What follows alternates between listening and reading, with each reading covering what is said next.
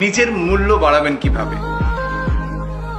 নিজের মূল্য বাড়াবেন যেভাবে, তা হচ্ছে নাম্বার 1, যারা আপনাকে মূল্যায়ন করে না তাদের কাছ থেকে অনেকটা দূরত্ব বজায় রাখুন।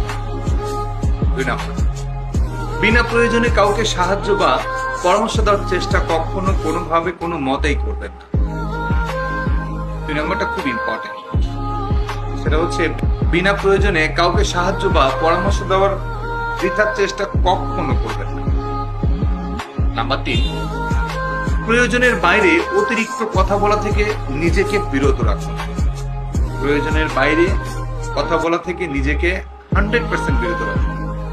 4 নাম্বার, সাধারণ থাকা ভালো, তবে বোকামি করবেন না। সবসময় সতর্ক থাকুন। ক্লিয়ার? 5 নাম্বার হচ্ছে এমন ভাবে ব্যক্তিত্বটা গড়ে তুলুন যাতে কেউ আপনাকে অবমাননা করার সাহস না পায়। এমন ভাবে আপনার নিজের ব্যক্তিত্বটা, নিজের পার্সোনালিটিটা এস্টাবলিশ করুন। এবং লাস্ট নাম্বার 6, নিজের সীমাবদ্ধতা এবং অক্ষমতাগুলো সম্পর্কে সচেতন থাকুন।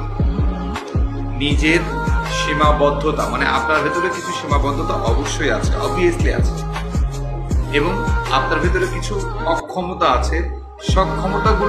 সক্ষমতাগুলো সম্পর্কে সচেতন থাকুন এবং সেগুলো উন্নত করার জন্য ব্যাপকভাবে চেষ্টা করুন, ব্যাপকভাবে কাজ করুন।